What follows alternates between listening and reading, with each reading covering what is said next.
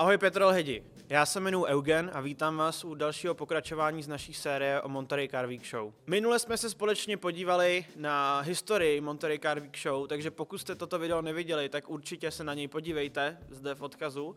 Každopádně dneska bych rád přiblížil jednu ze stěžejních a hlavních akcí, která na Monterey Car Week Show je, a to je aukce Sotheby's. Sotheby's je jedna z největších aukčních síní, která v rámci letošního roku vydražila auta za několik set milionů korun.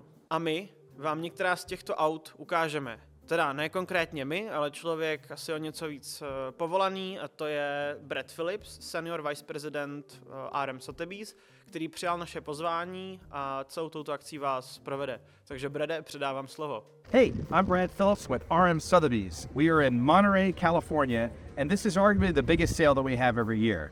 I'm really excited to talk to you guys about kind of what we do here, how we do it, and of course, since this is a car channel, some of the great offerings that we have here, because we're really based on finding the best cars for enthusiasts of all types. I don't know a better way to start than in front of a Lamborghini Countach, right? We have two of these that we're selling. Obviously, this is a white one, it's the 5000S. This is still in that green era when they were carbureted. It's so much fun to drive. Absolutely love this car. Is this not iconic? Out here in the sun, it just really shines. And we have a lot of owners that really love these cars. They drive them all over. They do big tours and things in them.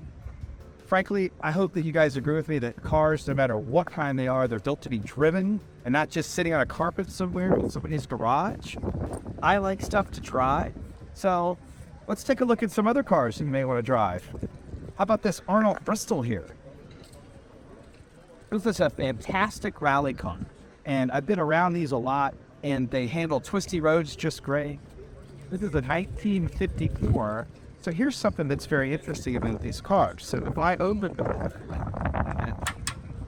there's a little world history here, because these guys, the engine, the Bristol power engine in this, it's actually a BMW design that they got from BMW after World War II. So there's a little bit of shared engineering happening between some of the car companies back then, and these guys certainly benefited from it. But it's a beautiful triple carbureted engine, and when you look at it, little beautiful headers and things, these are just so pretty to look at. I just love these cars, and they drive absolutely great.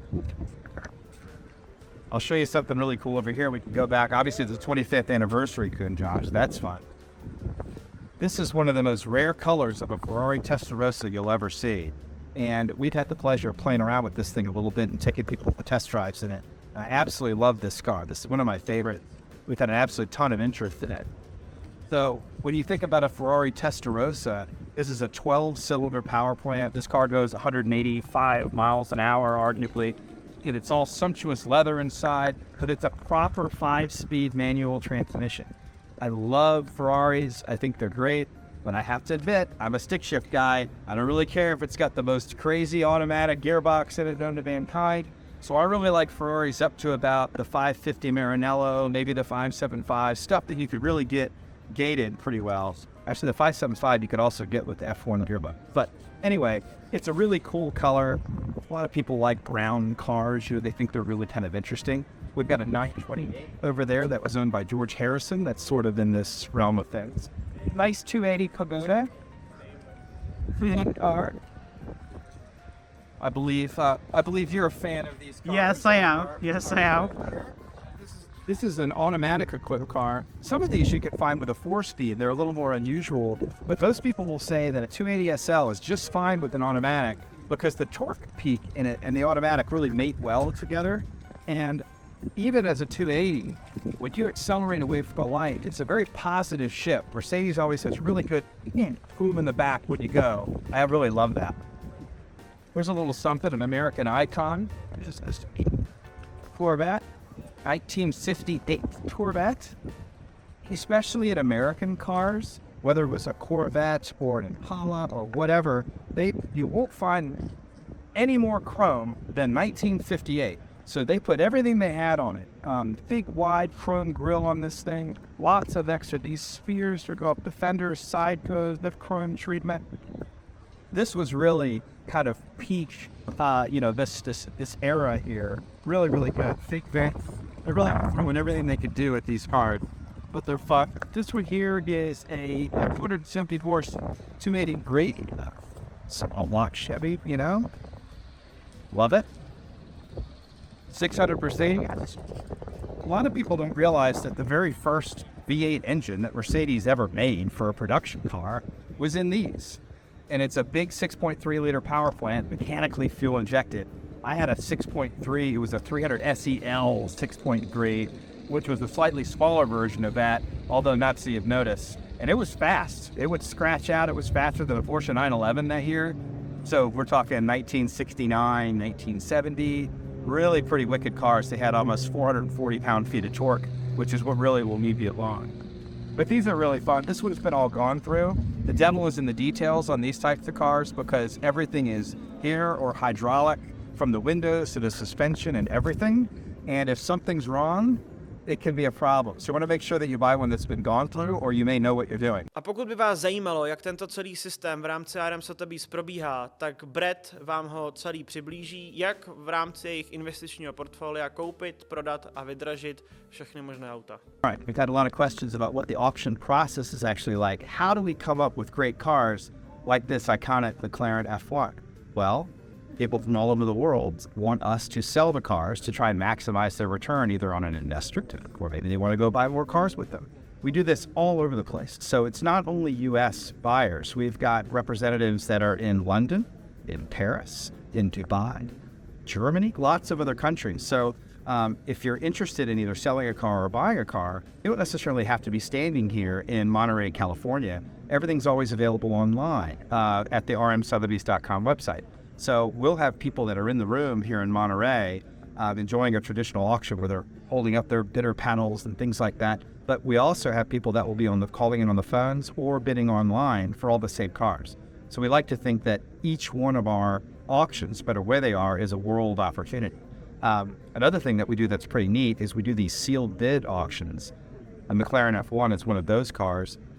In the news recently, we sold the SLR Coupe for Mercedes, and it went for $143 million US. And that was also a sealed bid. So what you do is you have a very curated, vetted list of people, and it's all very private, and you submit a bid, put it in, and you can win the car that way. And what that does is it protects the integrity and the privacy of not only the buyer, but the seller. And if you want to keep it private, you could do it that way, which is the case of this. So the seller of this car isn't really interested in being in a public forum and watching it all happen, but they would like the car to go to a new owner. And what this could potentially represent is $25 to $30 million in U.S. currency that the next person will pay for the honor of owning McLaren F1. But it's a lot of fun. A v neposlední řadě vás může zajímat, jak vaše investiční vozidlo můžete v rámci katalogu Sotheby's prodat. A samozřejmě na to jsme mysleli i my, takže jsme se na to Breda zeptali. So we've had some interesting questions about how do these cars end up here that they're for sale. So let's say you've got a really exceptional car, like a Goldwing Mercedes, or really anything else that you're interested in, and you want to contact Sotheby's about selling it in an upcoming auction. Well, there are a couple ways to do it. You can go online at rmsotheby's.com, and there's a specialist page. And it's really simple. You can identify what country you're in and find the specialist that's dedicated to your country there and reach out to them via email or phone.